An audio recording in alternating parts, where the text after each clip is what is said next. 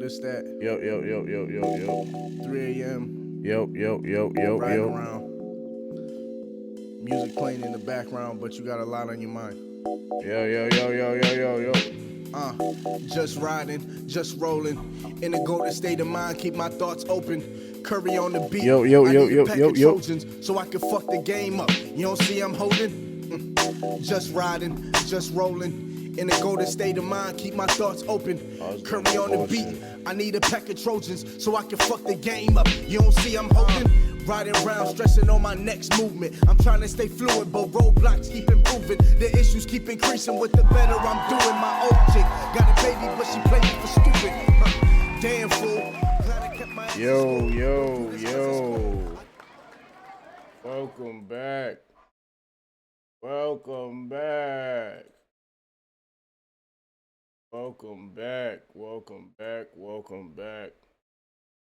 This is I was trying to figure out what the heck was going on, man. I'm over here fiddling with a bunch of different things at once. Pause. How's everybody doing today? Welcome to the work show, where all we do is talk about work. Who loves work, right? Welcome back. I actually was supposed to be doing this yesterday, but time preceded me and I could not get to it in time. So I'm doing it live and direct today. This is episode 20, Codename Black Hammer.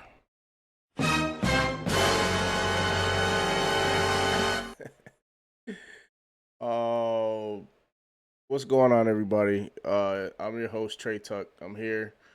I'm just hanging around, you know what I'm saying?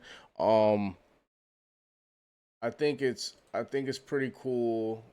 I think it's pretty cool to be able to do this. The only issue is when I do it on when it takes me a week to do it, right? Because I have too much stuff going on. When it takes me a week to do this podcast, by the time I come back, there's like 1,000 things to talk about. So like, I'm gonna make sure I address the things that are important. Obviously, throughout the week, everything kind of flutters. So what I do for anybody who's interested in the process of putting this stuff together, and I'm actually happy to be back doing this, not for nothing, because there was a long period of time where I was not doing this and I wasn't able to, and I didn't have the confidence or the wherewithal to want to keep doing this. So now I'm back. And you guys are gonna be with me. You know, this is a nice little ride. This is a smooth ride. We ride around for about an hour and some change. For those who are watching on Twitch, you can officially subscribe now. So if you have Amazon Prime, you could do it for free. You can follow me on all platforms under the Work Show, where I'm giving gaming, podcasting, and entertainment, film shows, stuff like that coming soon.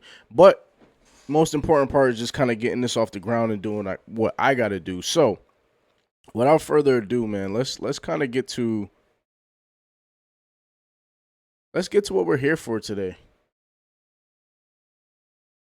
I'm sorry. Let me just pull all this up. Hold on.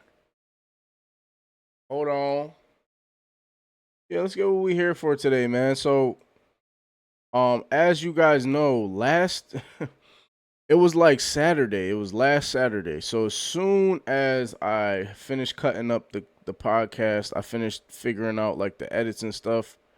Your boy. I've been fighting so long and so hard. Your boy. That they don't know what the fuck they're doing. Do you Your boy bombed the shit out of Iran. Hold on, let me hit the news drop. Real quick. Hold on.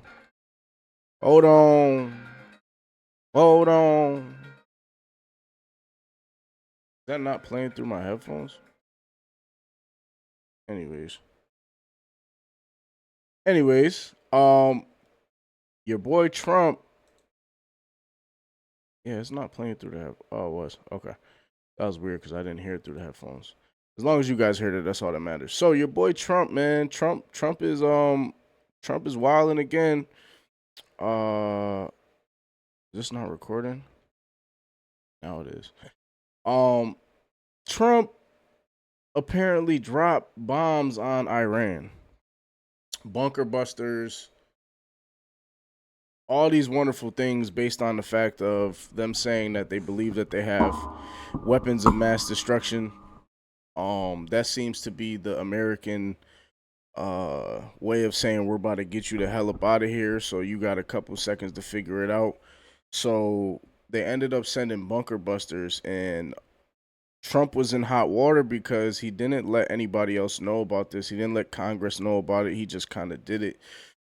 There's a few articles we're gonna go through, but it's interesting because there is a law that allows him to do what he did, but it kind of just speaks to kind of the partisanship between him, the Democratic Party, and just the media in general. It's kind of like with him, it's like get down or lay down, right? So we got this article here, right? So this is what happened on Saturday. U.S. strikes 3 nuclear sites in Iran in major regional conflict escalation. I'm not going to give you guys my opinion until I know more in politics, which is why we're going to do this every single week. And we're going to figure out what is... Oh, there it goes. We're going to figure out what is important. And once I start to get an idea of my stance on some of this stuff, I'm going to give you guys my opinion loosely here. But like I said, I don't want to misspeak or say something and then, I don't really know. I will give my opinion on certain things. Just this whole strike thing just was kind of bizarre, especially because Iran was saying that they were not using nuclear weapons to create, like they weren't using them to create nukes. They were creating nuclear weapons for their nuclear weapon program. And again, like for me personally, how I feel is as long as you're not creating weapons of mass destruction, then who are we to say that other countries can't develop nuclear sites and nuclear power plants? Who are we to say that? Like, it really don't make no sense. America is the only one that seems to be able to like do it, and like we don't have to really face backlash. I guess that's what happens when you're the big bullies, but I don't understand it. So I'm going to read this off. The U.S. military has joined Israel to launch military strikes against Iran, a dramatic escalation in years long. And before we get to the ending result, we're just going to go through it step by step. So all planes are now outside of Iran. So basically what happened was they did a sneak attack. It was at night. There's two different sides of the story, or two different stories that are being told, and we don't know yet because they have to find somebody on the ground in Iran to check the sites to make sure they can report back. So a lot of this is just smoke, but essentially, Trump fired off a few bombers and bunker busters, and they penetrated the nuclear sites, the 3 biggest nuclear sites in Iran. According to him, right, because we don't know, he said they destroyed them.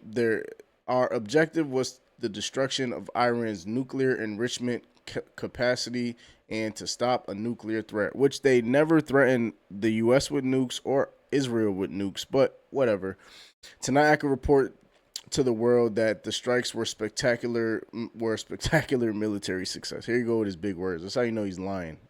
Key words. When he starts using big words, he's just making up some shit. But Iran's key enrichment facilities have been completely and totally obliterated. Who knows if this is actually true, right? But here's like a little map, right? Tehran, Iraq, and Fordo. So these are the three enrichment centers they supposedly destroyed. We don't really know. That's the kicker of this whole thing, is we don't really have a clue if they actually destroyed them, because other reports are saying that Iran, and Iran could be lying too. Like Iran caught wind of this and they moved a bunch of the uranium. So we don't know what's gonna happen. This could potentially be World War III. But later down the line, I guess Israel and Iran came to a ceasefire. But I don't really know if that's going to be in effect for the US, right? Because they've been talking about sleeper agents and Iran cannot beat the US head on. Like they're gonna need help. Or they're gonna have to do some shit like 9/11 where, they kind of catch us from inside of our own countries. They were talking about how there's other US military bases in the Middle East, and that's a possibility, but nothing has happened yet. So I mean, to this guy's point, I guess, what he did was okay so far. Not constitutional, though. This is what Congress has been yapping about and talking about. Congress invokes new war powers resolution to reject Trump's strike on Iran. So the War Powers Act, let me see if it hasn't. Oh, I'm not reading all that. That's crazy. That's a whole bill. Let's read. This is not constitutional, Macy said, response to Trump's social post. The bipartisan war powers resolution was introduced into the House of Representatives this week as strikes between Israel and Iran raged, and the world stood by to see if Trump would strike. And it's weird too because Trump was like, I don't know, I'll give him 2 weeks to come back to the table, and then like 2 days later he just bombed the shit out of him. Like, oh man. Trump struck Iran with any authorization of Congress. This is where the issues come in. We need to immediately return to D.C. and vote on Rep. Thomas Macy's and my War Powers resolution to prevent America from being dragged into another endless Middle East war. What day was this published on? This was published on that Saturday. So these are kind of like the overreactions, just everyone's reactions to not knowing. And in Congress, I mean, it makes sense. Like you have to find this out with the public like everyone else, and you work for the government. So it's just like the like just imagine, like you're like, what? As Trump announces a strike against Iran's without congressional approval, Khan said representatives should return to Capitol Hill before it escalates. And the Israel foreign minister, so Benjamin Netanyahu, he was very praisal of Trump. Obviously, because that's kind of like doing his dirty work. So it's like they cease fire and we bomb them, and Israel's foreign minister, whatever the fuck he is, he was very happy about that. Macy, whom threatened to primary during the House GOP mega bill, blah blah blah blah blah. Let's go to the next one. All right, so this is where we're at today. Forget total obliteration. Experts say Iran and U.S. need to negotiate. President Trump doubled down on his claims that the U.S. strikes in Iran last week obliterated its key nuclear facilities. So we don't know. Again, we don't know what the actual truth is. And if you believe him, I mean, you got to take what he says at a grain of salt. Speaking to reporters while attending the NATO summit in the Netherlands, Trump said he was confident the conflict between Israel and Iran was over. They agreed to a ceasefire. That was Monday night. Trump had plans to talk to Iran next week, but said he didn't think it was necessary to come to a deal with Iran over abandoning its nuclear ambitions. We may sign an agreement, but experts on the region and Iran's nuclear program say that regardless of the amount of damage done to Iran's nuclear facilities, deliberate negotiations leading to a lasting agreement are crucial.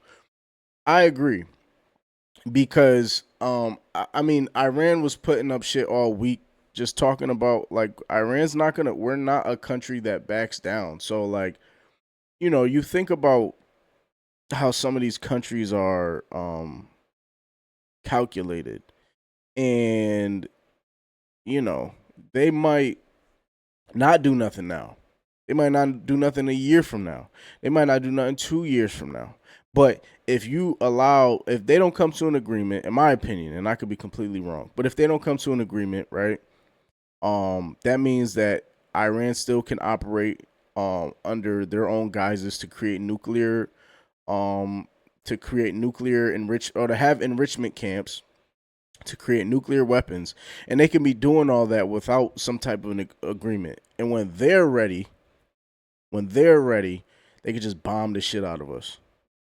Granted, you know, that would create a war that they probably wouldn't want, but it also goes against everything Trump was saying when he first got in.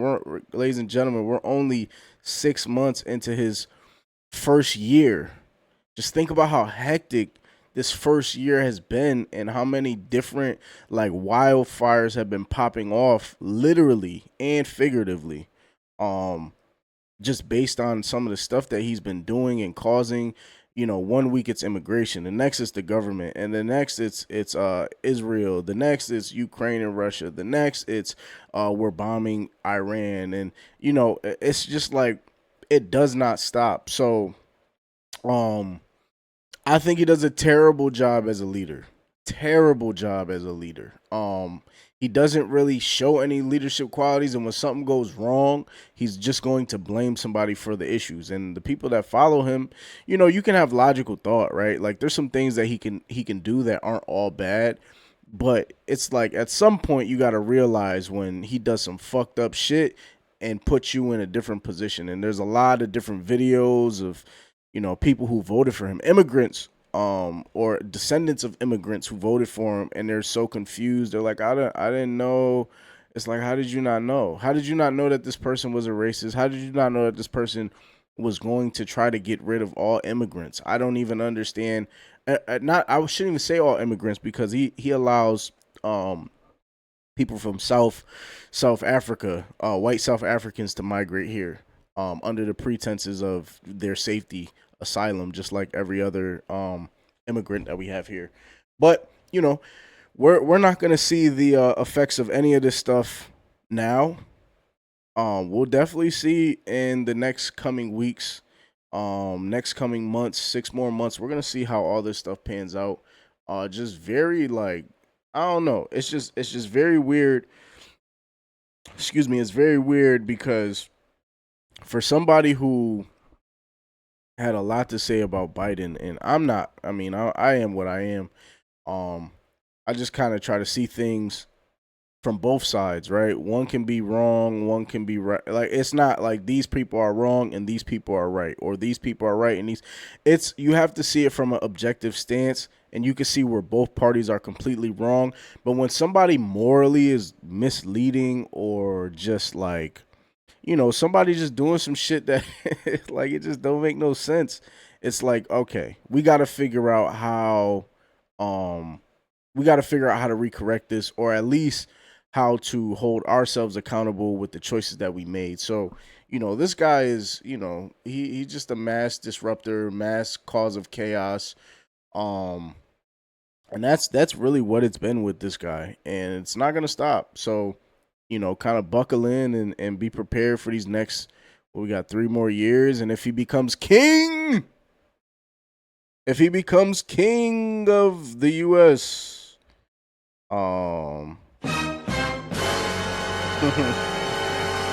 we'll be in for a very big surprise. I think that's kind of what he's gearing up for. And I always talk about the boiling frog analogy, where if you put a frog in water, you know, I might say this a few times, so, you know, please let me know. Like, please let me know. But if you put a frog in water and it's boiling, he'll jump out. But if you put a frog in water and then you turn up the heat and it starts to boil, it won't, because it won't realize that it's being heated up, and boom, it's dead, cooked. You know what I'm saying? And that's kind of where we're at in America.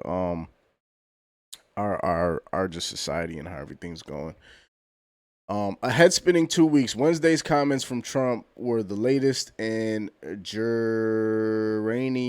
I don't know what the fuck that is. The U.S. then struck multiple nuclear. Iran can rebuild. Okay, so here it is right here. Experts have long warned that attacking Iran could have the opposite effect to what its adversaries want. Instead of deterring its nuclear ambitions, it could speed them up. Because Iran is not a country that backs all those fucking countries in the Middle East, dog. They're not. They have a high belief in faith. a high belief in religion, the Islamic culture is so different. So it's like, yo, like you're not just gonna be able to bomb these people and think that it's okay. But when you don't know that, when you have no idea who you're dealing with, and you think everybody is just supposed to bow and acquiesce to you, it's very arrogant. I've been making this point for at least 30 years now that all that matters is reconstitution. Apologize too, y'all. Sometimes I just can't read. I'm not gonna hold y'all. Might have a little dyslexia in me. Can I say that? Polak. No offense. Polak, I think, okay, it's the other word. Never mind. Polak says there simply isn't a way it can be curtailed through military action alone. No matter how many scientists the Israelis killed, they're not going to be able to assassinate Iran back to nuclear ignorance. The knowledge is just too widespread within the Iranian system. And the people who run Iran, their leaders, they're not about that shit. Like, the people are at odds. Once they got bombed, imagine this in America, right? Imagine this. And this is a possibility, a very high possibility, right? But imagine that we get bombed, right? Let's just say, knock on wood, I'll say in the middle of nowhere, North Dakota. Let's just say North Dakota gets bombed, right? And that's where we supposedly keep all of our military stuff. The government shuts the internet off, like shuts the whole servers down. They like, could you imagine that? Could you imagine that? Could you imagine where, okay, we get bombed, we're shutting everything down. No internet for a weekend, I think it was, because they allowed them back up, I think once the week cleared. But imagine that, yo. Your government just has the power to shut off the things that you pay for. Whoop. And guess what's gonna happen? That first come around, you still gonna have to pay that bill. that first come around, and it don't matter. You're still gonna have to pay the bill. What a joke. What a joke. So the leaders of Iran don't really play that shit. The Iranian regime has invested decades in its nuclear program and are also unparalleled amount of resources. So to think that after here it is. Thank you. And I'm skimming through this, but it's like, thank goodness somebody else thinks like me, and I'm not just talking on my ass, right? So to think that after less than 2 weeks they are just going to take a knee and abandon their entire nuclear ambitions is a likely short-sighted approach. And talks won't be easy. So, I'm not gonna keep beating this to death, but this is like the news of the week. You know what I'm saying? This is the most important part of our news and politics kind of segment. Is just kind of what's going on with our government. And what I'm gonna do is I'm gonna start pulling news from our local areas too.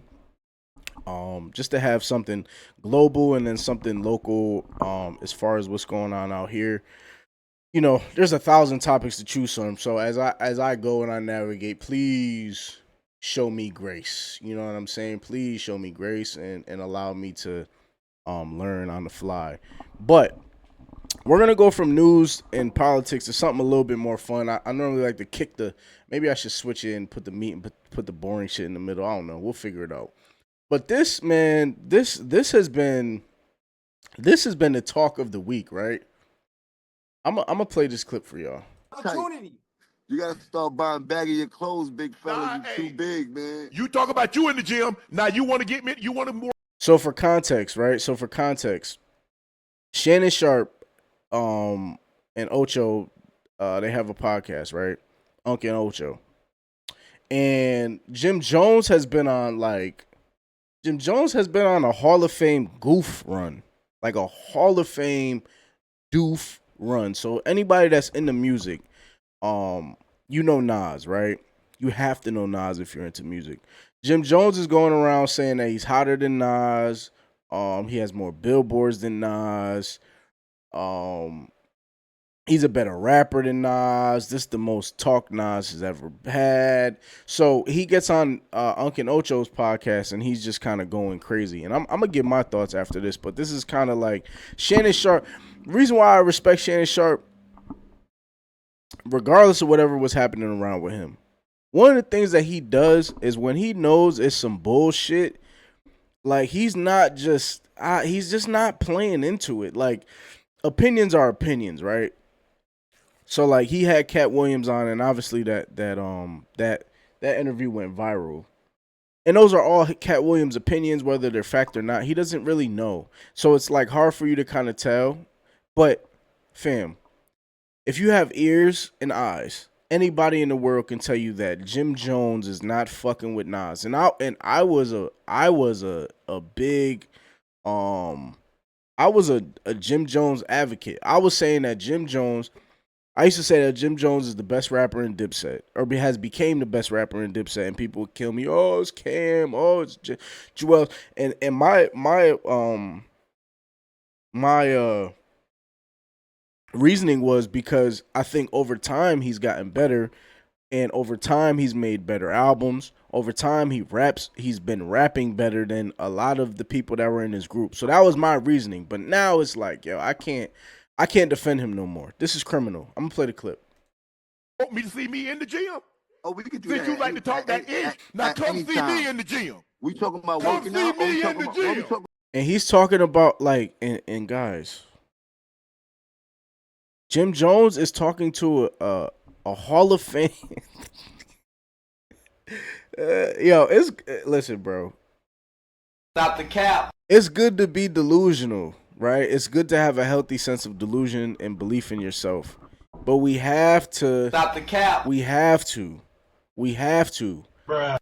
This is just like you're talking to a Hall of Fame tight end. A Super Bowl winning tight end. You're talking to him about working out. There's not like the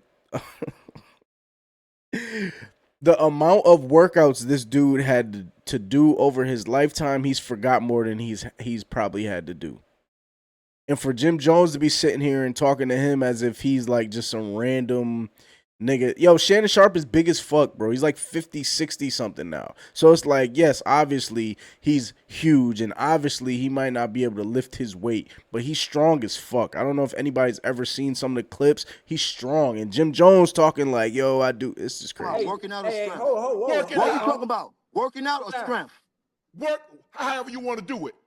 We talking about Since you got money, if we talking about put your money out, where your mouth feels. So you talking about working out, I burn stacks. you. Talking about working out, I burn you. You talking about working out or strength? Because you probably can lift a lot more than me. Whatever. You're bigger than me. You're probably stronger than me. But if you talk about working out, I burn you. This ain't what you do. This ain't what you want. You're doing good when you talk about Nas and Jada. You don't want to see this. You better check the stat. You don't check my stat. You better go to my IG, set it up. And this is where it's like delusional, bro. You're telling a Hall of Fame NFL tight end to go check your Instagram for workouts. It's just, yo, Jim Jones. I know he's doing it for virality and for clicks and stuff like that, but he's losing it, bro. He's losing it. Also, set it up. I'll be the I live a dump truck load guys like you. What you want to start on? Small. You ain't in my league, What you want to start on? How you want to do this? You ain't in my league. What you want to start on? You ain't in my league. You too small. You too small. No. Like, and yo, he's talking to like, fam, what are we talking about, yo? What are we talking about? A combine. Jim Jones. Jimmy, Jomo. What is going on, bro? What is going on? But I'm gonna find the comments where he's talking about Nas. And then this is how fast the internet moves, right? So this started up last week, and I was gonna cover it, right? So this is how fast the internet moves.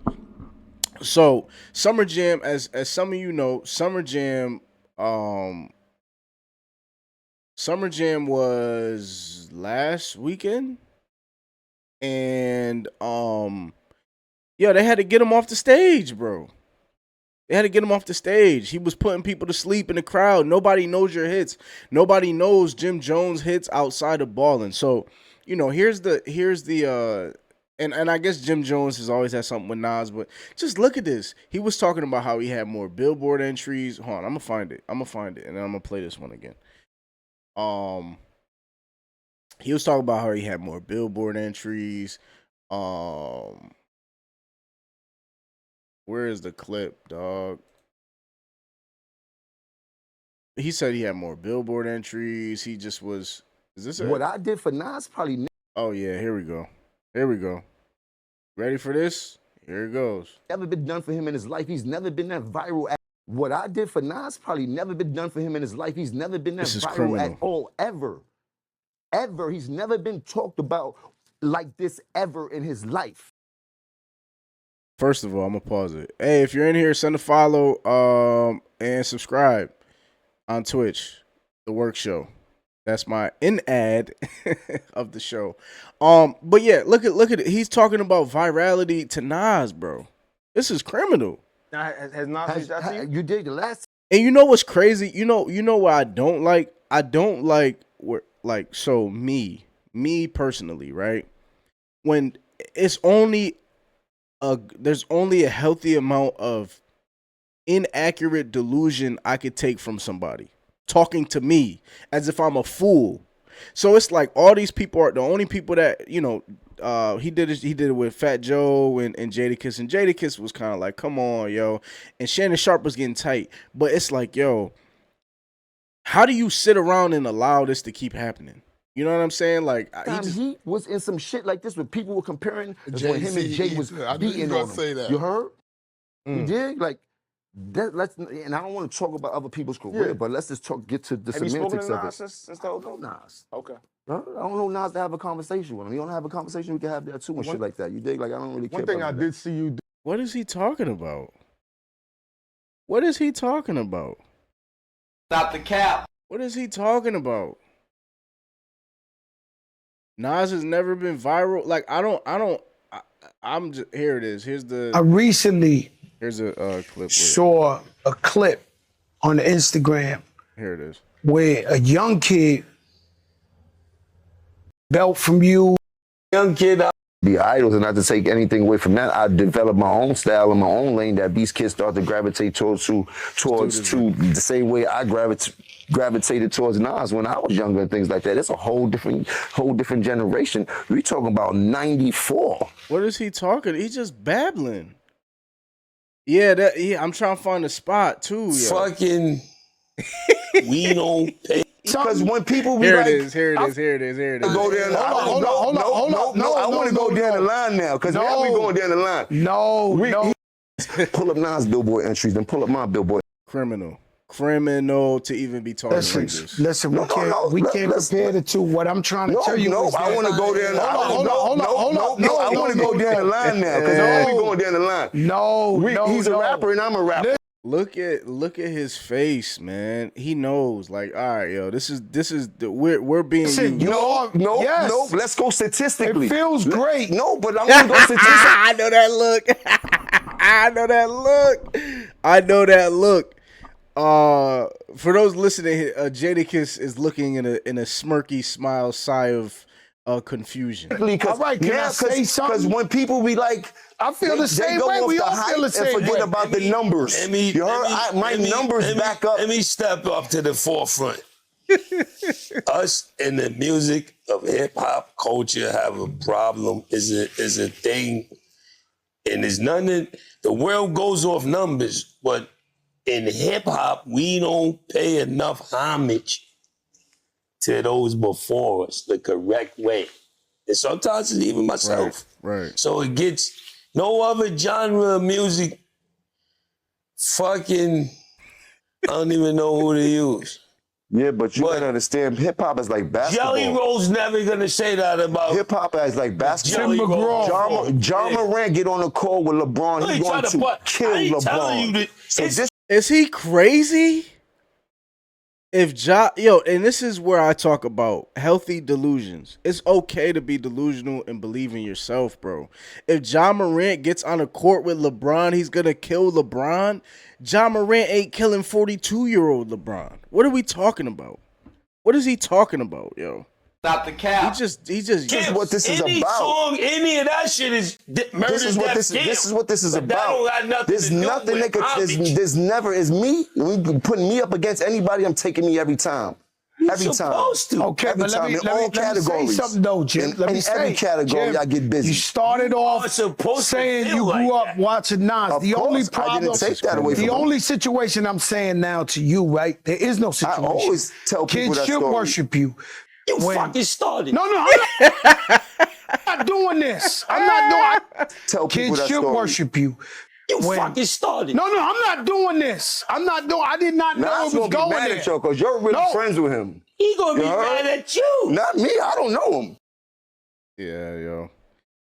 Jim is lost his rabbit ass mind. That's what Jim is. Jim is out of his rabbit ass mind, bro. Like I said, a healthy amount of delusion is always good, but we gotta realize when, it's and this kind of ties into like where hip hop is going. Anyways, just a bunch of disrespectful shit because like even if Jim Jones is right. Even if he's right, let's just say he's right. Let's just say he is better than Nas, like in the bizarro world. He's right? Why would you go on a public platform and say that? Because now it's like you're creating division within our own people.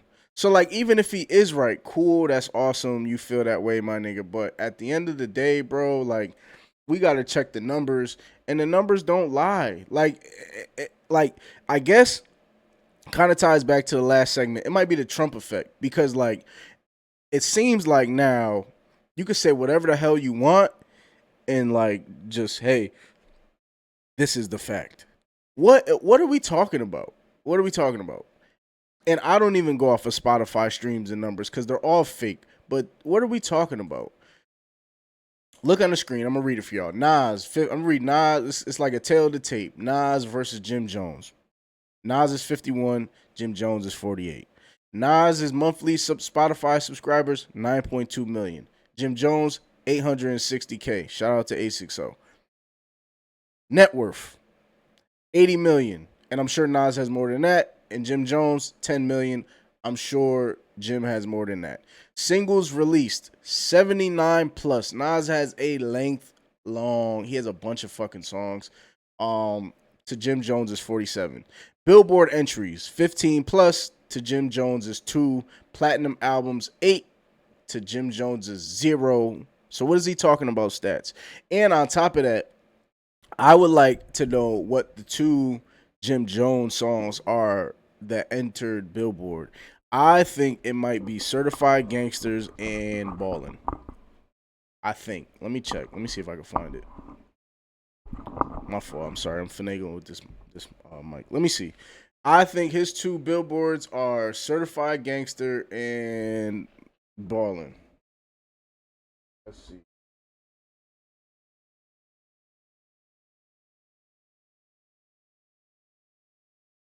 Let's see what we have. Jim Jones's billboards.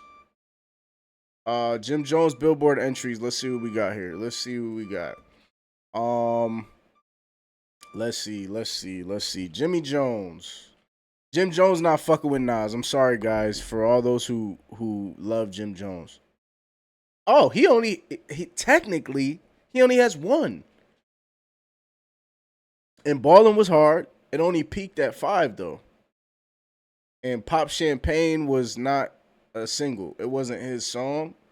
So let's be fair and compare Nas. So for those who are listening, We Fly High, Jim Jones is Ballin'. We know that song.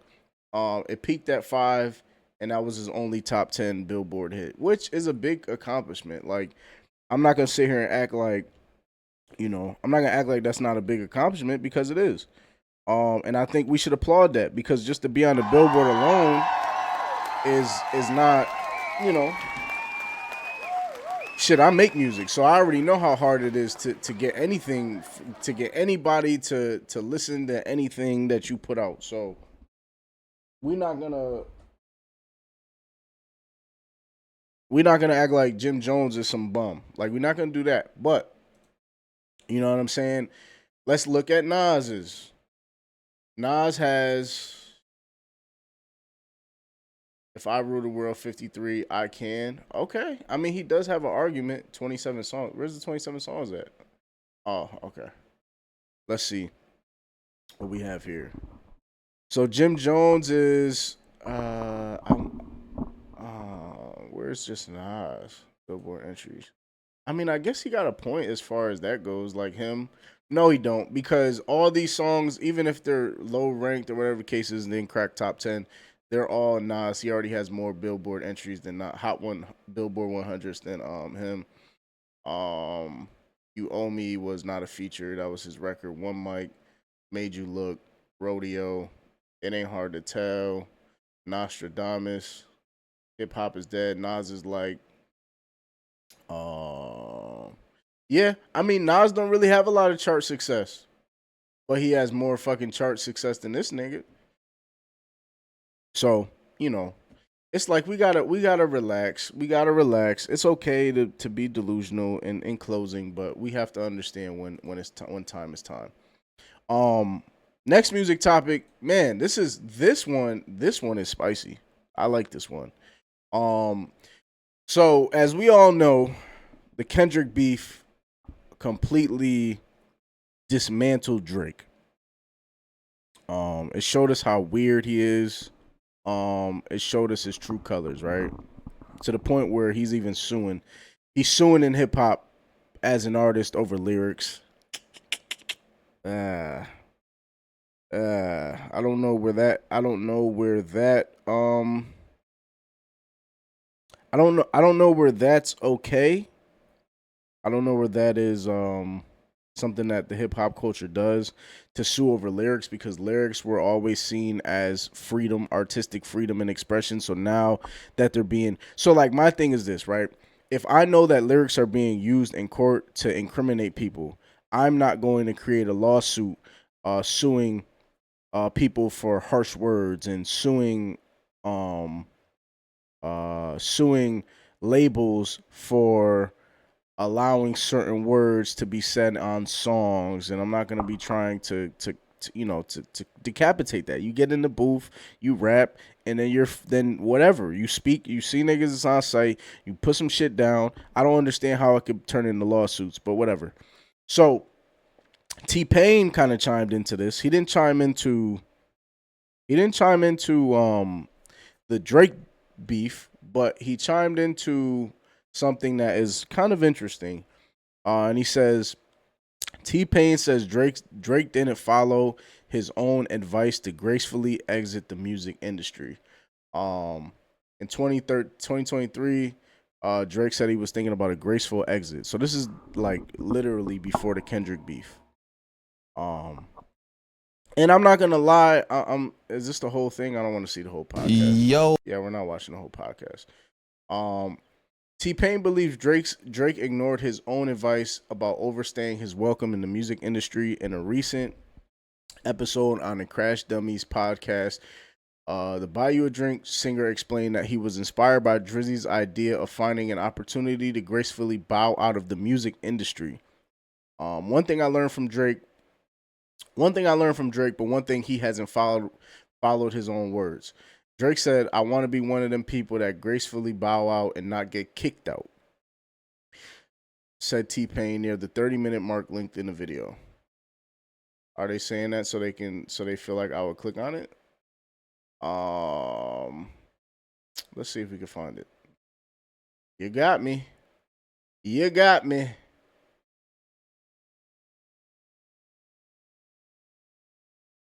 My wife, my baby mama, and my girlfriend get along. We are fucking okay. Whoa. Like, we are okay. I'm actually. He lied. It wasn't no 30-minute mark. All right. I have ever since said that y'all, thank y'all. I appreciate y'all. I'll see y'all when I drop. Don't worry about it. I'll just drop something. Let me know if you heard it. He joked. Drake is like, no, listen. Okay, I got another one. Hold on. I'm gonna find that clip because that's very important. Hold on. Let me find that. Let me find it. Hold on. Hold on. Hold on.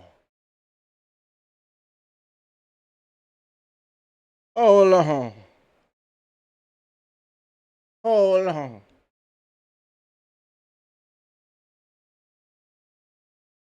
Here it is right here. Here it is right here.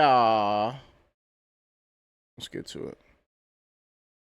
The one thing I learned from Drake, and here's the crazy thing. One thing I learned from Drake, but one thing he hasn't followed his own words. Drake said, I want to be one of the people that gracefully bow out and not get kicked out.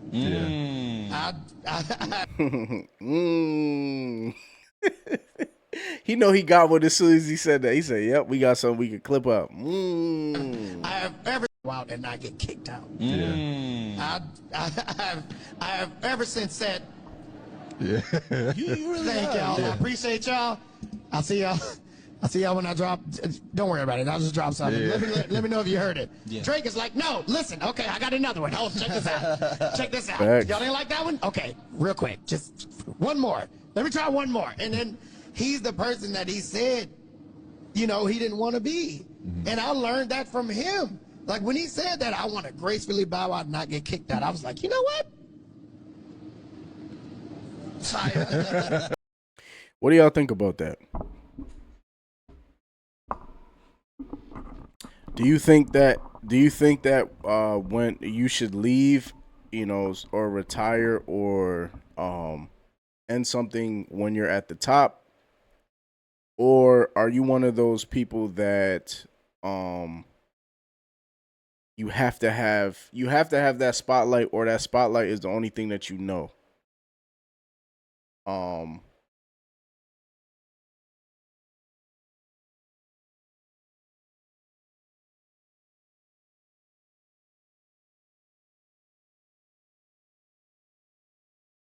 Sorry, y'all. What do y'all think? What do y'all think? Me personally, I'm a believer of you should leave at the height of whatever it is that you're doing, because the moment that you start to fall off, you become the villain. The moment that you start to present something that you're not, you become less of what you were. Prime example of that would be Wayne for me. I think Wayne should have gracefully bowed out years ago making music. I think he should have transitioned into helping other artists, or I don't know, growing a skateboarding business or something. But I think when you don't leave when you're hot as fish grease, or you're kind of cooling off but you're still hot, or you never give the fans a chance to miss you. You're always dropping music, like T-Pain was saying. Here's another one. Like, it's like, Drake, we know how great of a artist you are, but you can't keep dropping duds and expect us to be okay with it. People, of course, are gonna follow, but as real music lovers, it's like we want to hear some shit. I don't want to hear no bullshit. I don't want to hear something that you just got in the studio, put some words together. Like you're at the age, in music age, where you're like 10, 15, 20 years in, where like if you're going to get to a microphone, it has to be something of substance. And I think that I don't think that he does it. I don't think that he cares to. I think it's more about money, and it's unfortunate because, the people who are true fans would love for him to just make the quality music, even if it takes some time to do it. So per usual, he has something to say. He had something to say about it. And Offset too. It's like, Offset, bro. You're corny, bro. You're corny. Drizzy claimed in the comment, this guy always had resentment for me. Laughing emoji. You can hear it every time he speaks on my name. And it's like, I had a problem with this, reading this, because it's like, when do you, like, when I'm listening to it, I didn't hear no resentment. I heard someone being completely honest. And, you know, when you surround yourself with a bunch of people, and I don't know him personally, you know, but you could just tell by the way he moves. The same thing with Wayne, like, and the same thing with Nick. It's something with that camp. Maybe it's that camp. Like, you could just tell, you know, when he moves, it's a bunch of yes people. It's okay for somebody to be like, yo, like, you know, I don't like this, or you should gracefully bow out if it's not serving you no more. I don't think there's a problem with saying that. So to peg this as like a jealousy thing, to peg this as like, you can hear the resentment that that he has for me. Like, yo, where's the resentment? He's not making music no more on an industry standard level. He does whatever the fuck he wants to do.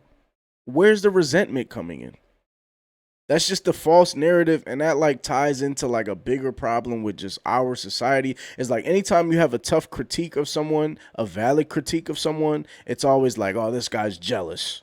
No, maybe, just maybe, I'm giving you some solid advice that you said you would take and you didn't take it. So I'm reminding you, you should take your own advice. How is that jealousy, especially if he's saying, I followed what you told us in that interview.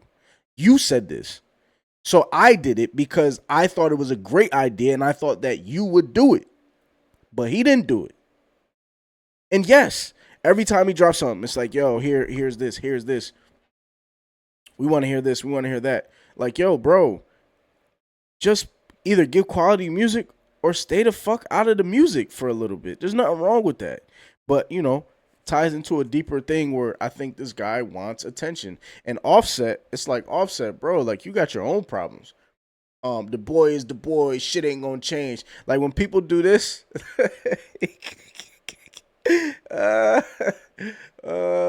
when people start doing stuff like this and comments, and it's like, yo, okay, you trying to get one, Offset. You're positioning yourself to try to rekindle that relationship that you had with Drake so you can get one, get a hit. But this is the quote. This is the quote that T-Pain was basing it off of. Drake first teased the idea of retirement during a 2023 interview. I think I am at the point now where I just want to I feel like maybe we talked about this the other day. He said, I feel like I'm kind of introducing the concept in my mind of gracefully exiting. But he never did. You know, niggas just get on microphones and talk, i.e. me. But it's like, yo, dog, like, yeah, man, graceful exit, but you didn't take the exit. I don't understand it. To each his own. But I hope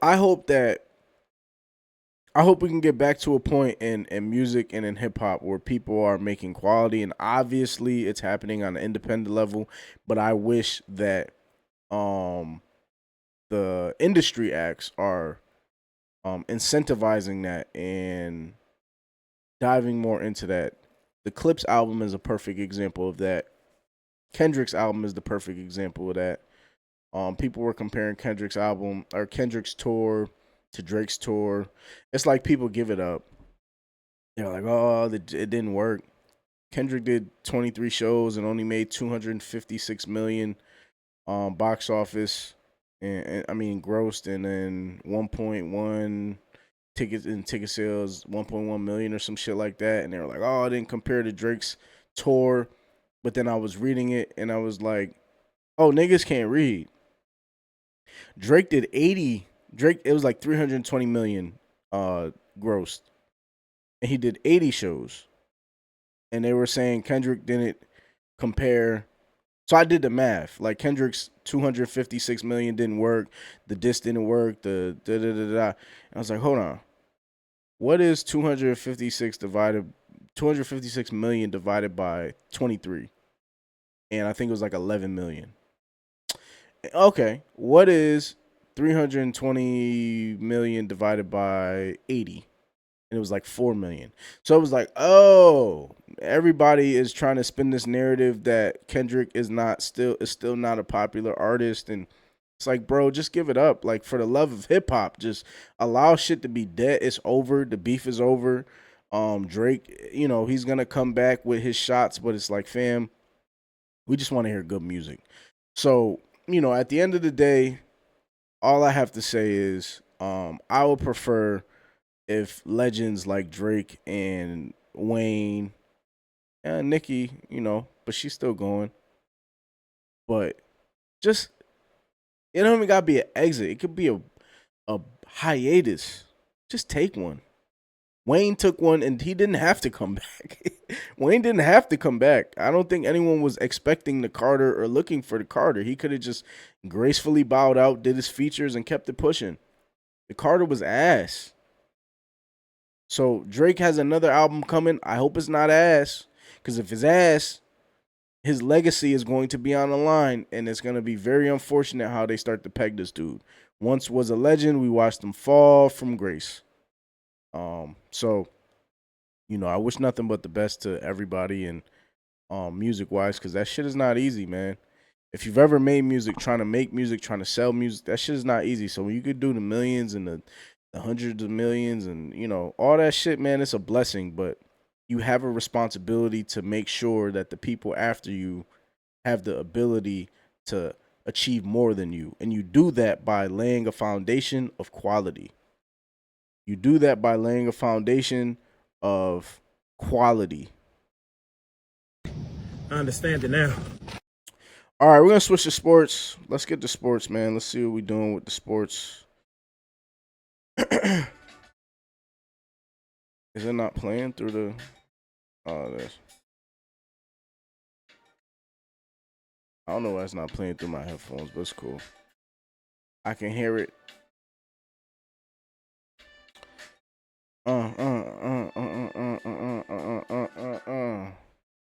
All righty. So, big sports news. Big sports news. Big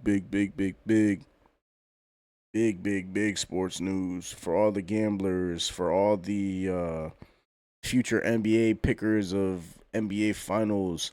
We all know the Oklahoma City Thunder. This is all basketball news today, so if you don't like basketball, you can skip through. But this is interesting. First of all, Kevin Durant got traded to the Houston Rockets. They are going to be something. Shout out to everybody as a Houston Rocket fan. They're going to be super dope. You add Kevin Durant to Fred VanVleet, Amen Thompson, Jabari Smith Jr., and Alfred Sengun. I believe that's how you say his last name. And then you have their bench. They traded away Jalen Green and someone else. In my opinion, a lot of people were up in arms about that. I was okay with it. I watched Jalen Green. I'm a Warriors fan, so I watched Jalen Green against the Warriors in the NBA playoffs, and I feel like that was the stage for him to set. Obviously they won their first round matchup, but was their first round matchup never mind, they didn't win the first round matchup. It was the Warriors.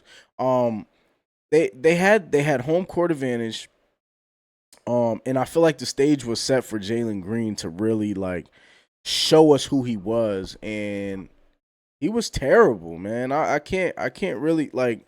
I was happy as a fan. There was one game where he scored like 30 or something like that, but other than that, he's scoring 10, 5, 8, 7, and you're the number 2 team.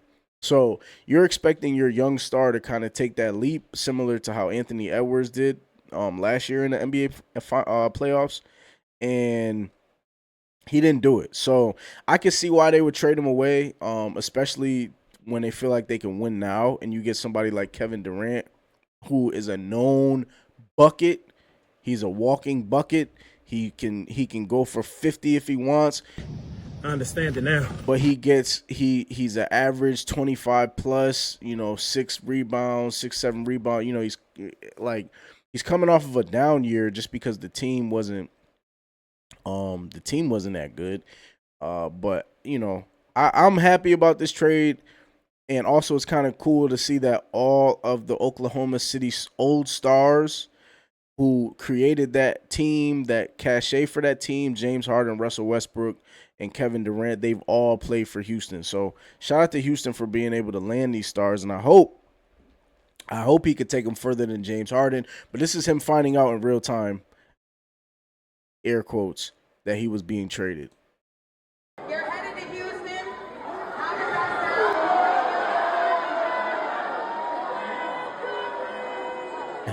They booing him and shit. We'll see what happens, but I am excited. Great young core, great coach. I think KG would be a great fit there. A lot going on right now. I'm gonna ask you 2 more questions. You're headed. That's actually cool. And now that I'm getting into the conspiracy theorists of my mind, because Boardroom is his company, so I feel like this was planned.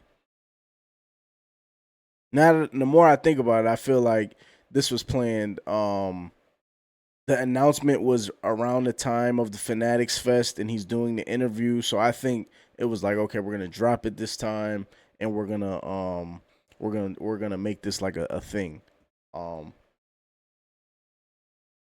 Shout out to him, man. He's been on a few different teams. I hope this works out for him. I hope he's able to get back to the promised land.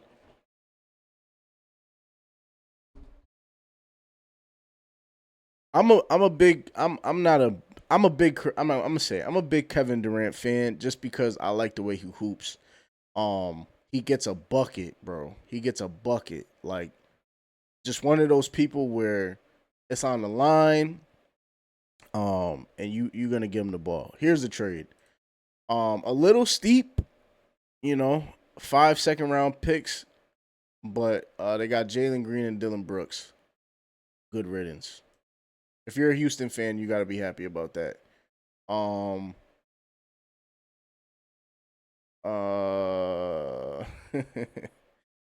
Let's see what this is. Udoka's created something special here where at least it's a destination now. I think they're set in stone on Sengun. That's their guy going forward. And who knows what Jalen Green, if he can develop this consistency we're talking about. If not, there's a lot of other teams that will want him in the deal to bring on someone like a Kevin Durant or someone. So he called it a little early, but he's right. I think Sengun is the one that they kind of based it off of. In the playoffs, he was going off. I can't hold you. He was averaging a double-double. I think it was like 18, 19, 20, and like 10 rebounds a game. And he kept them in that series, but I mean, there's only so much you could do as a big man. A big man, that can't really shoot like that. So shout out to them. But one of the biggest sports news right now is a young man by the name of Ace Bailey. So a little context, right? So the NBA draft was on Wednesday and Thursday. And this was interesting. So Ace Bailey, NBA prospect, he was projected to go 2 or 3. Problem was his agent, Omar Sharif Cooper, who was Sharif Cooper's father.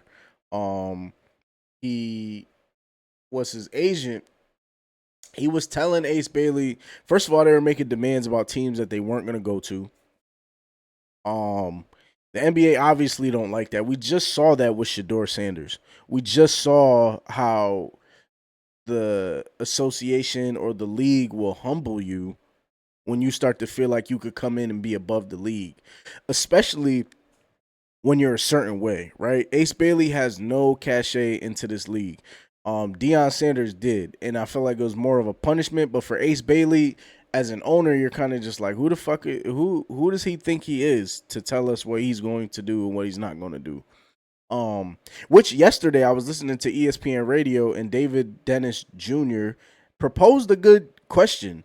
And I thought this was interesting.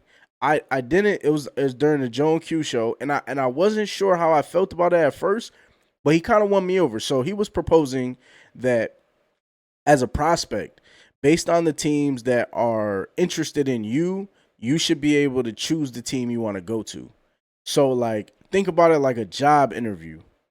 So if you're a high prospect, you probably have 5, 6, 7, 8, 9, 10 teams that you can go to. So like if you're Cooper Flagg, for example, who went number 1 to the Dallas Mavericks, he was talking about how you would be able to essentially meet with each team, like getting rid of the draft. You meet with each team and you talk and you interview with them and you see if this is a good fit for you. And obviously there will be some stipulations, but long story short, I was like, that's not a bad idea, because when you think about it, right? You graduate from college and you go to get a job. You only have like sports teams are the only teams that draft, which, you know, still has its kind of connotations, you know, of we don't got to go there, but like, I think it's a great idea. Now, do I think it will happen? No, but I do think when you graduate college or you declare to go to the draft, you should have the ability to pick and choose what team suits you. Obviously, you can't go to it, like, you wouldn't be able to go to a stacked team, but if you're a lottery pick, maybe it's the top 5 teams you get to interview with, and you can say, hey, I want to go to the Jazz or the Wizards or blah, blah, blah, blah, blah. It proposed a great question. I don't know, like I said, I don't know how the schematics and everything will work, but it's kind of ties into, you know, when I've graduated from college, you got to apply to jobs, and the jobs that are interested in you, the ones are the ones you take. So if I'm a big man and the teams that need me are Golden State, the Wizards, Brooklyn, or Orlando, those are the options I have. I can't go to the 76ers because they have a big man. They have Joel Embiid. So I thought it was a good proposition. It was kind of cool. It was a different way of thinking about it. And let me know what you think about it, if that's something that you would be you think could work or will be interested in. But back to Ace Bailey. I'm sorry, I went on a tangent. This was interesting because he was telling teams he didn't want to work out for him, and he didn't. He didn't do interviews. He kind of kept it quick. Like he said, there's teams I didn't want to go to. So long story short, he got drafted by the Utah Jazz at number 5. And I think that was one of the teams that he did not want to go to. We'll find out by Monday. I'll have a follow-up report on Friday, because he's supposed to report to rookie workouts and things like that on Monday. He didn't take the flight after the draft over there. He wasn't really speaking to the team, per sources say. I don't know if that's true or not, but Danny Ainge and all of them from the Jazz were saying how they're not going to be bullied, and if they took him for a reason, so they would hope he would turn and change his mind. And who the fuck is Ace Bailey? Like, we don't know how proven he's going to be to even have this attitude. But neither here nor there. I found this article on the Jazz notes. It looks like it's their page, and they seem to be pretty optimistic about drafting him. The Utah Jazz, whoever this Matt John, this reporter. This was an interesting take because I didn't know it. So it says Jazz must pray Ace Bailey's immediately makes realization Steph Curry made. So Bailey's story might not be too different from Curry's when it's all said and done. That might be a stretch, but we'll see. So there's been a lot of rumors.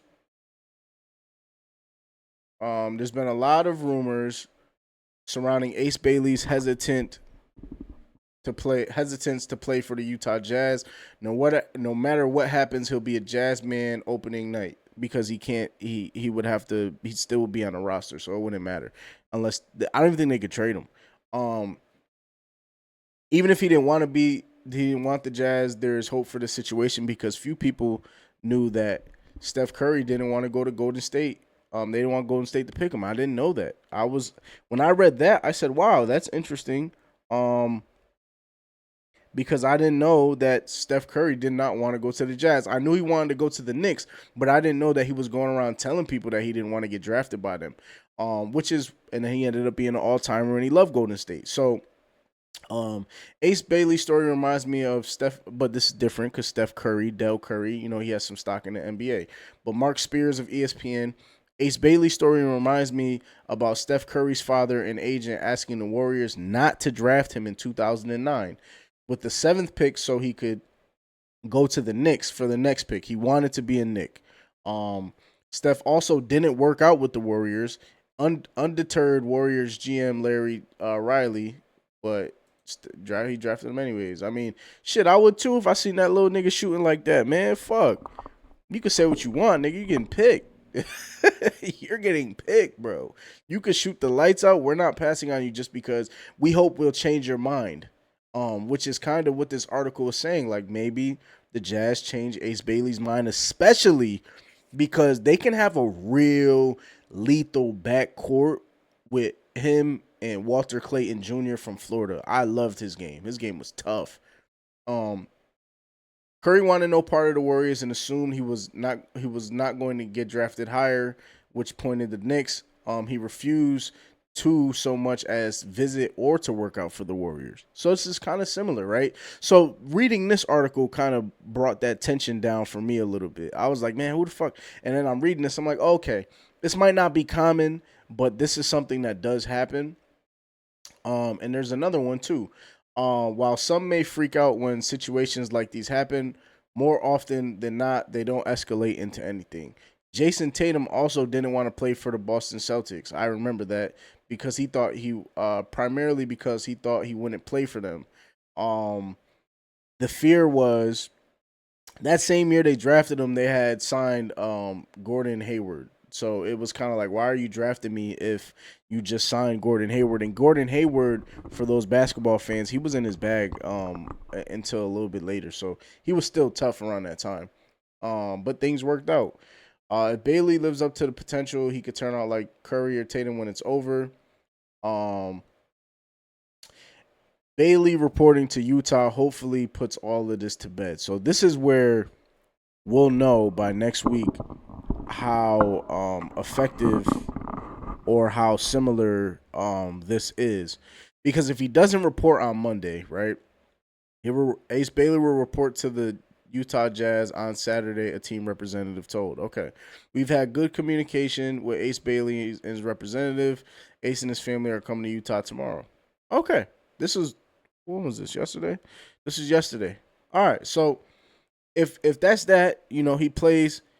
He's going to have a target on his back, though, because he already told teams that he didn't want to play for I think it was the Charlotte Hornets. There's people in places he didn't want to go to. So, you come in the league with that type of cachet, you better be nice. And if you are nice, then all things are forgiven. But if you're not, then, it's a little bit different. You know what I'm saying? So, yeah. Shout out to him. Shout out to his team. Congratulations to everyone who got drafted. Derek Queen, who was a success story from Maryland in the playoffs. He was a freshman. He got drafted to the New Orleans Pelicans. Or the Hawks drafted him and then traded him to the Pelicans. Shout out to everybody involved, though. Congratulations. All those people's lives have officially changed. Their families' lives have changed. Such a beautiful thing. All right, so we're going to get to tech. We're going to get to our tech news. And then we're going to take this out. We're going to pull this out of here.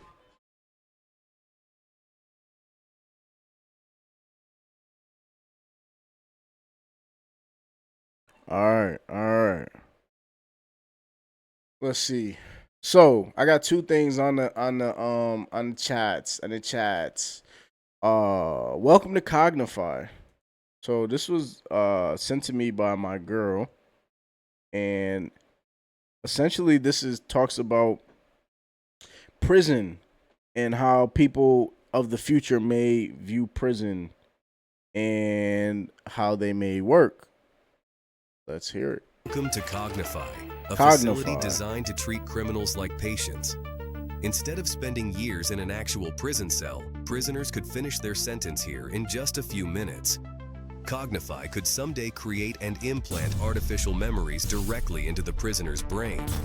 These complex, vivid, and lifelike memories are created in real time using AI-generated content. Depending on the seriousness of the subject's crime and their sentence, the memories could be tailored to the rehabilitation needs of each subject. The artificial memories implanted by Cognify would be seamlessly incorporated into the existing neural networks of the brain, preventing cognitive dissonance and ensuring the subject experiences the memories as if they were real. All right, I'm gonna stop there for a hot second. How y'all feeling about this so far? I'm feeling a little uneasy because I feel like this shit can go terribly wrong. On one hand, you can implant memories that would help alter, how they move forward. And on the other hand, you just fucking implement some mind control on these people and you can have them do even worse shit if I'm a company that owns them. Because technically, you'd have to sign your life rights, right? Like if something goes wrong, like if something goes wrong, you're not liable because technically you're a prisoner. Like, and you chose to sign up for this. Offers a new approach to criminal rehabilitation, transforming how society deals with offenders by focusing on rehabilitation rather than punishment. First, the prisoner is given a choice, either spending tens of years in a prison cell or seeking fast-track rehabilitation. Everyone is gonna choose the fast-track rehabilitation. I'm skeptical. This shit reminds me of the movie The Platform. I don't know if anyone's ever seen The Platform, but watch it. Through artificial memory implantation. If the prisoner chooses to undergo fast-track rehabilitation, the Cognify device is used. Next, the prisoner undergoes high-resolution brain scanning to create a detailed map of their neural pathways. This brain map helps guide the... Next question I have. If we're paying taxes for prisons now, like our tax dollars go to prisons, and this is created, how much is this shit gonna cost? And who's funding this? The government? Who the fuck is funding this shit? All right, because this shit looks expensive as fuck. These machines with this equipment, this tech, I ain't talking about no price tag. Shit, this shit look crazy. To target specific brain regions responsible for memory, reasoning, and logical thinking, such as the hippocampus, prefrontal cortex, amygdala, parietal lobe, and anterior cingulate cortex. Once the target brain regions are identified, Cognify is then placed around the head of the prisoner. The intensity and the type of artificial memories is then adjusted depending on the crime. Inside the criminal's mind, time would pass differently, slower than in real life, making them experience years' worth of artificial memories in just a few minutes. Isn't that torture? This shit sound like this shit sound like some shit off of Black Mirror. Synthetic memories are customized depending on the crime committed and the unique brain structure and psychological profile of the individual. Violent offenders could experience memories that are designed to trigger empathy and remorse, seeing their crime from the perspective of their victim. Oh my God. Oh my gosh. That sounds crazy as fuck. But I'm not mad at it. I'm not mad. Their pain and suffering firsthand. Some memories are designed to trigger consequences and trauma. Such memories could simulate the long-term consequences of violent actions, such as the grief of the victim's family. Yeah, this shit sounds like, I don't know, dog. If I'm a criminal, I might just be cool on doing the time. I might be cool on doing the time, bro. I might be cool on just doing the time, yo. I'm not gonna hold you. That sounds like some fucking torture. Like mental torture. And like in your brain, it's like a dream. Like if it's a few minutes, but it's gonna feel like fucking forever. So is it really a few minutes or is it long as fuck? Because your brain is what's making up the time and processing that. You know what I'm saying? Like that shit is gonna feel like 20 years when you get out, and you're gonna be completely different, but you're gonna be fucking scarred. Negative ones. But I mean, and it depend. Like I said, it's depending on the severity of the crime. So I get it. You know, if your crime was severe, you should come out different. No. I know it's a hypothetical. This shit is wild though.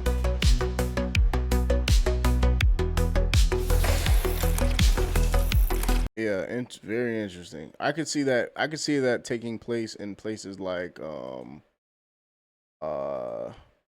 India or China, Japan, some shit like that. That sounds like, yeah, they definitely do have labs like this. That sounds very interesting. Very, very interesting. Let's see what we have here. What the fudge? What is this? New follower alert box. No. I'll do that after. Yeah, so which ties into my next one, which is tech, more tech. This one is a little sketchy.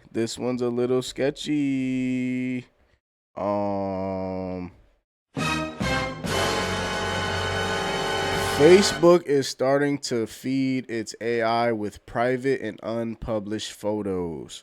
Always read the terms and conditions, folks.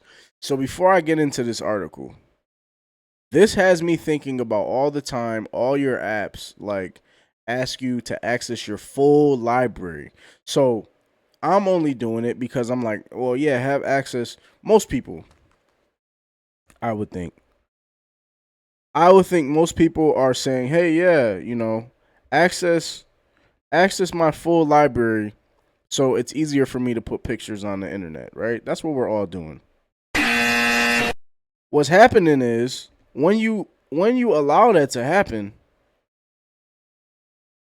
they have access to all those photos, which means you're giving them access to the photos, not access to the album, but access to the photos so they can do whatever the fuck they want with those photos. This is crazy. So Meta is saying that they don't do it, but it's a process they're going to start doing. For years, Meta trained its AI programs using billions of public images. Now it also is hoping to access billions of images that users haven't uploaded to those servers. So the server is already in your phone or in your device as soon as you allow it to be there. Meta tells The Verge that it's not correctly training AI because The Verge had this caption. Verge is this website of tech. If you're interested in more tech, you can just go to The Verge. And they have a bunch of different articles, but it says it's not currently training its AI models on those photos, but it would not answer our questions about whether it would do so in the future or what rights it will hold over your camera roll images.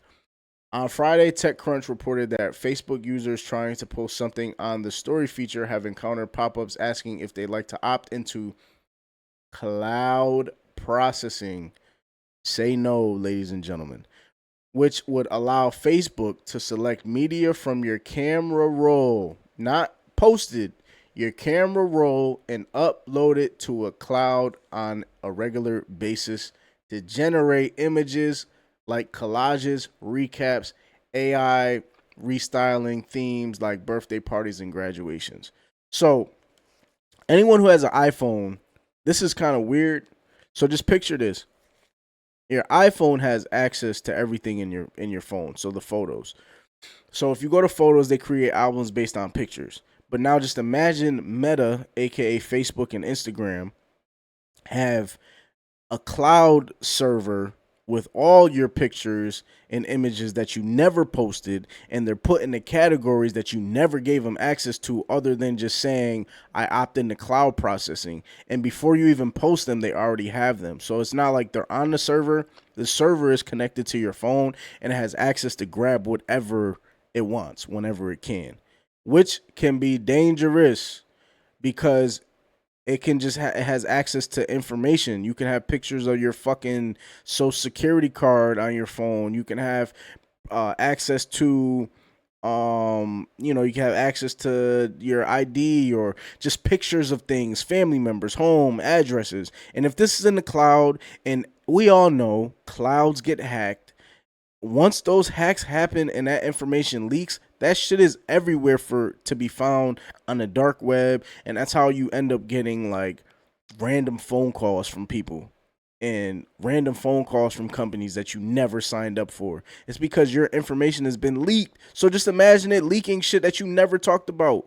It already kind of happens when you're in conversation and you're talking about something and then you go and search and then you're like, oh shit, I never typed that. Why is it showing me pictures of the shit I was just having a conversation about? Crazy.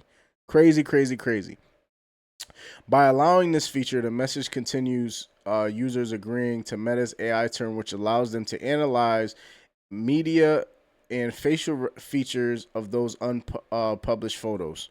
Fam. keeping track of shit.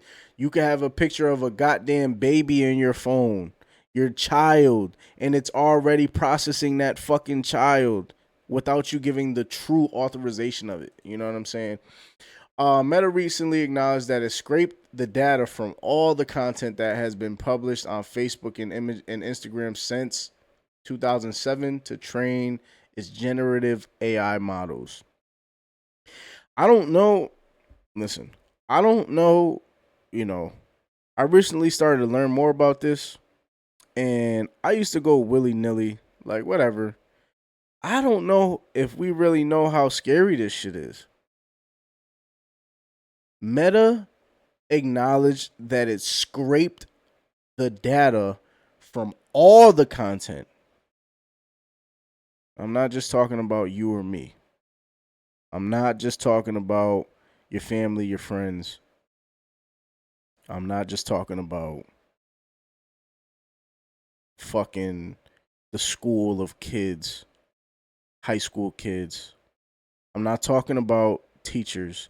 I'm not talking about lawyers. I'm not talking about fam. All of the data on Instagram and Facebook. Do you know how many accounts that is? And they used all that data from 2007. 2007? And they used that to train AI models. That's why AI is so fucking fluent. Though the company stated that it only used public posts uploaded from adult users over the age of 18. Oh, that's great.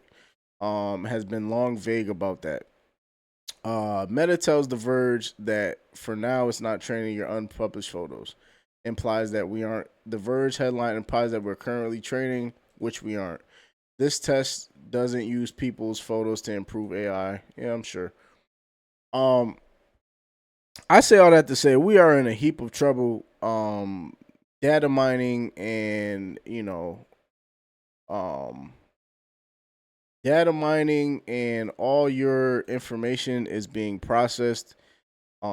It's being put in the cloud somewhere, and it can be hacked. So this is the safety part of the show where I tell everyone to make sure you're using passkeys. Make sure you're using password managers. Like you have keys on Apple, and you could just go in your app store and look for password managers.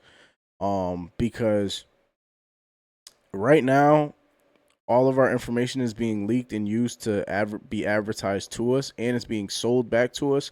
And I think that is fucking insane. For that to have to continuously be happening. And most of us are just like, oh yeah, it is what it is. That shit has big implications for the future. Because our data is more important than any currency that we can have. The information of what you're looking into is how these companies advertise to you, how they have your information, and they have it in the terms and conditions that you sign up for when you get into something, because nobody reads that shit. I remember I was in college, and this lady it was a research methods class. It was beautiful. We all had to come up with a study. I forgot what mine was, but there's two of them. No, it wasn't two of them. Yeah, it was two of them. One of them was, no, this wasn't research methods. I'm sorry. But one of them was about this lady, and she had, I wish I remember her name. She was genius. She had a study about people not reading the terms and conditions, but she didn't tell us, like, the people that I wasn't a part of it, but the people that she used as participants, she didn't tell them what it was. Like, she gave them like a fake test and was like, here, I want you to read here's the terms and conditions, and then I want you to take the test. So the test was like, the test was, there was nothing about that test. She just wanted to see if people actually read it. And then when she actually read back the terms and conditions, or like looked into it to see how many people didn't actually read the terms and conditions, it was majority of the people didn't read the terms and conditions. It had something in there, like some stipulation in there that you would have been like, if you read it, you'd have been like, I'm not signing this. And then study over because you passed. You know what I'm saying? But it just goes to show that we don't read the terms and conditions, and they do that purposely, man. That shit could be summed up in 5 sentences, 2 paragraphs. That shit is long as fuck. Has anybody ever seen current terms and conditions and been like, yo, yeah, let me read all this shit? No, you haven't. But I think we should start.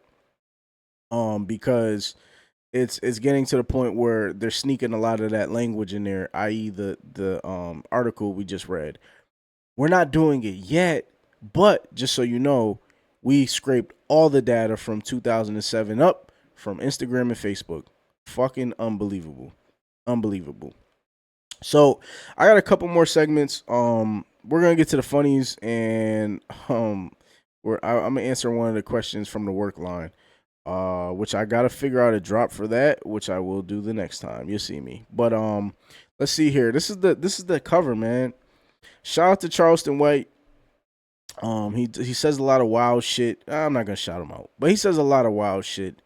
If you don't know who he is, he's just a radical nigga. I don't really know how else to explain it.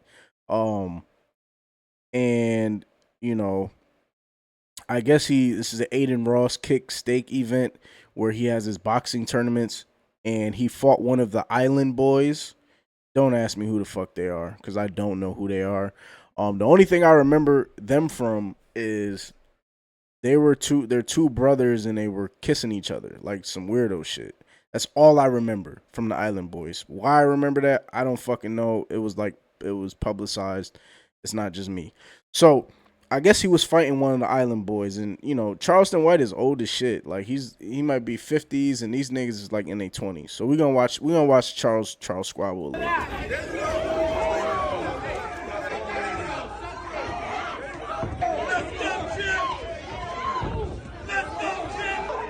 Let's go, champ.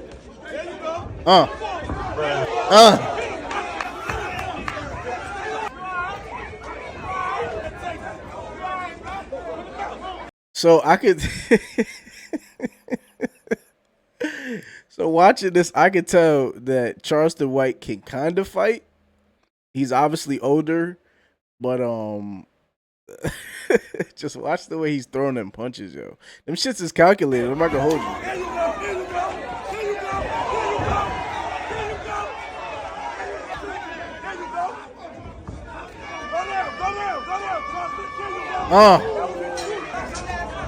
For those who don't know, we're watching Charleston White fight.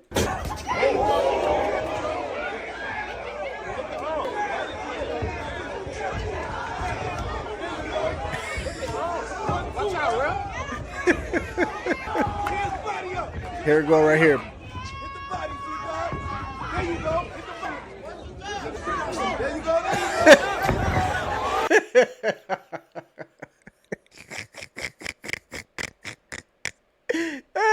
Let me run that back, yo. For the people who can't see, one of the Island Boys, he threw like a jab and he got stuck, and then Charleston White hit him with a right and then threw his ass to the ground. It didn't count as a knockdown. I think this the one though. Here it come. Boom. Nope. Here it come. Here it come. He throwing his haymakers. Boom.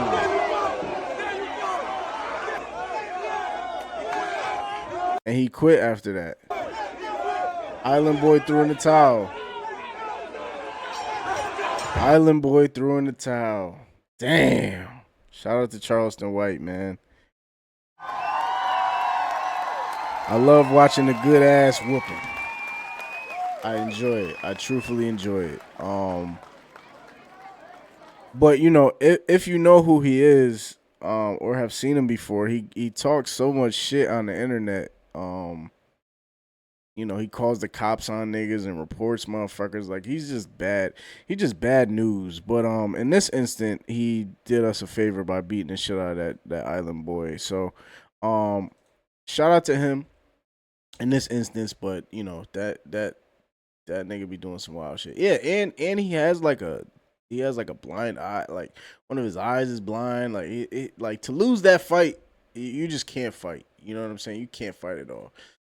This is This is this segment. This segment sponsored by Cam. Do more nigga shit. Do more nigga shit. Do more nigga shit. Yeah. Let's bring the niggas in. Do more This nigga is called shit. our Do More Do Nigga more Shit. nigga shit. Do more nigga shit. Yeah. Let's bring the niggas in. So this gentleman here, he stole a pair of glasses. This shit, the shit people doing, bro. He went to the mall, stole a pair of glasses. I don't know what kind of glasses they are. It says it in the caption. Let me bring this back real quick.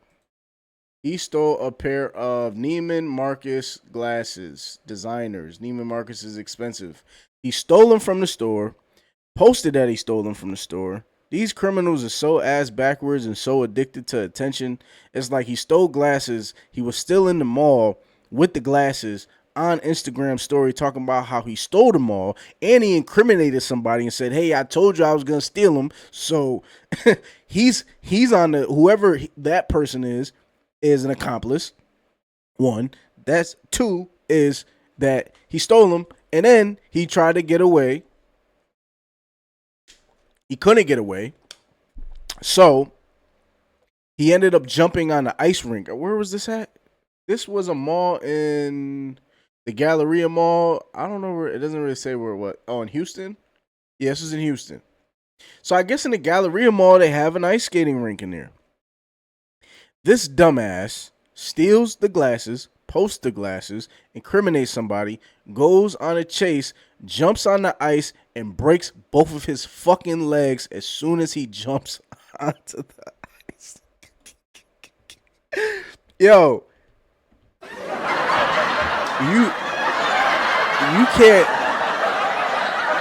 You can't make nothing up better than that. I'm gonna play it for you. You don't believe me? That was for the people that are listening through audio, the audio experience. That was the breakdown. But here's the actual visuals. Here you go. All right, go keep telling them. Foreign Lauren 25. This is what he says in the post. The first one is a video of him stalking out the places is blank. He got the glasses on. He takes them off. He leaves the store. The next post is him on Instagram, says to at Foreign Lauren 25. Told you the eye emoji, and he tagged somebody else. I told you I was gonna get a pair glasses. Go keep telling them. And you know how dumb this. You know how this fool. Not only did he tag the person, but he tagged them all.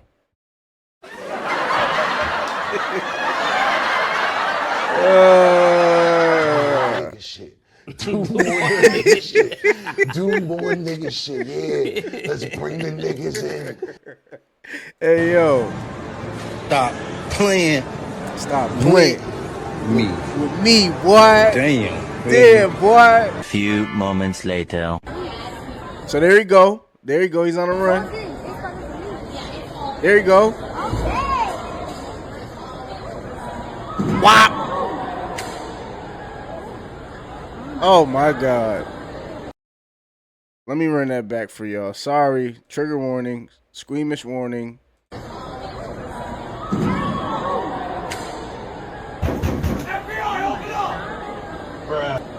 His ankle came off.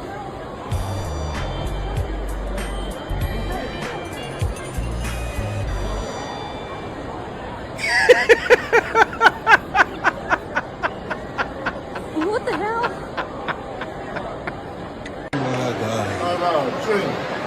Bro jumped from the second level in Houston to run from the cops in Oh, true, bro just fell from up there, bro.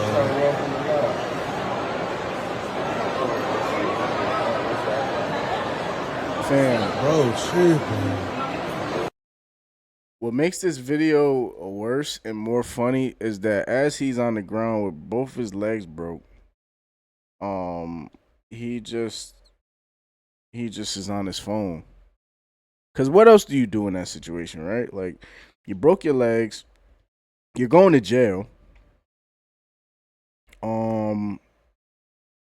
Might as well tweet. Might as well. Might as well tweet. I might as well, just be on my phone and shit. I don't understand shit like that, bro. I don't get it. You know, if you're gonna be a criminal, just be a good one. Like, if you're gonna steal, then just steal. Like, you don't have to post that you're stealing something, or you don't have to post about. Just doesn't make any sense. Society is just, you know. Sometimes, you know, shit is what it is, and this society is addicted to the phone in a way where they have to post everything.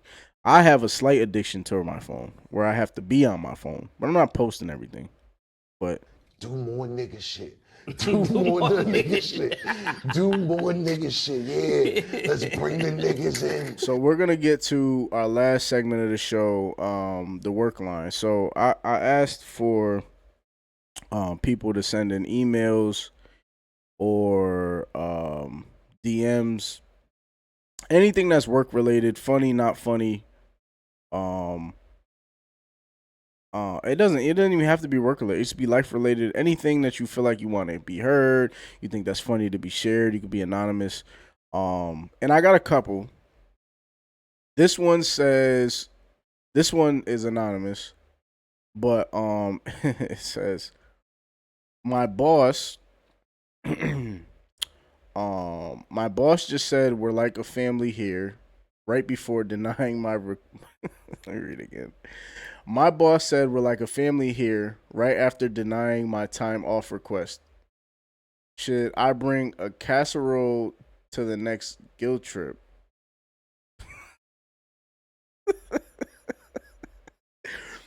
What's the most family thing your job has done? So, one, that's fucked up.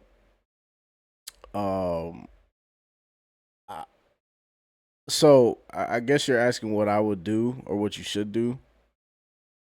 If you can't do shit, so what I would do in that situation, if my boss was to deny time off that I wanted to spend doing whatever, and I dedicate, you know, my time to this job, I'm just gonna take it. Cause what the fuck else is you gonna do? Like, you're not gonna tell me. My thing is this. My thing is, I always felt this way since I was a kid, since I started learning how to work. If I say that I'm gonna take a day off, there's nobody in the world that could stop me from taking a day off outside of myself. Not no job, not no situation, not no unpaid, not no none of that shit. If somebody says, yo, we're denying you a day, your time off, got you, B. I was just asking for your approval. That didn't mean I wasn't going to do it. I just wanted you to know. And then I come back and deal with the repercussions. I remember this one time I was working a job and I told them, I was there for years, but I had told them, yo, I always take off Thanksgiving. The whole week, I won't be working at all. I won't. So don't ask me to be here. I can tell you verbally. I can write it in an email, but I won't be here. Man, I took it off. Motherfuckers was texting me on Monday, Tuesday. Yo, you coming in? No, I'm not there. I told you I wasn't going to be there. Oh, well, we didn't know. Well, guess what? I told this person, and I told that person. So when I came back, of course I had to deal with, what they call it? I forgot what they said. Insubordination or something. But fam, you're not going to stop me from, I don't care if you pay me. If I say I need to take a day off, I'm taking it off. There's no debate about it. There's no question about it. And I think more people should take that approach, because at the end of the day, they need you to work. You could go find another job. I can get fired and find another job. Same career, same path, same pay, different pay, more pay, less pay. If I don't want to be somewhere and I have a legit reason to not be, like, now, if you're missing days just because the fuck of it, I mean, you have to deal with those consequences. But if I say I'm taking the day off and you deny me the time is coming off. It just depends on when the time is going to be, but I won't be there. So to answer your question, I would take the shit off and I wouldn't even look back. And then when you come back, deal with whatever the problems is. I mean, if you're valuable to the company or the situation you're in, then they'll slap you on the wrist. But, you know, It is what it is. If you're working 9 times out of 10 and you have to take time off and they want to give it to you, fuck them. Because they take the time off when they feel like it. So, I mean, I get it. I understand. It's two sides of the coin, right? But you got to be prepared for whatever you're willing to sacrifice, put on the line. So that's kind of how I would handle that in the workplace. Obviously, I'll do it in a more professional manner, but nonetheless, that time will be taken off. So thank you. Yeah, please submit more questions, things you want to talk about, discuss at the end of the show. It's called the work line. If anybody wants to create a visualizer for me so I can press it, boom, and then it pops up, that would be fire. I could do it myself, but I would like to extend the olive branch for anybody that would want to participate or do it. Little quick 15-second video, nothing too crazy. 15 seconds just to intro it, and I'll put my music on the background and we'll be rolling. You know what I'm saying? But I'll figure it out. But thank you everybody who was here. This is episode 20, Codename Black Hammer. This episode was supposed to be out audio today, but everything is gonna get pushed back. So Sunday, Monday the video, Tuesday, Wednesday, Thursday, and then I'll be back on Friday. So with that being said, thank you all for being a part of the work show. Welcome to the work show where all we do is talk about work. I am your host, Trey Tuck. Do more nigga shit. Yeah, man. Stay blessed. Stay happy. Nigga shit. Yeah. Be successful. And let's work. Peace. Oh.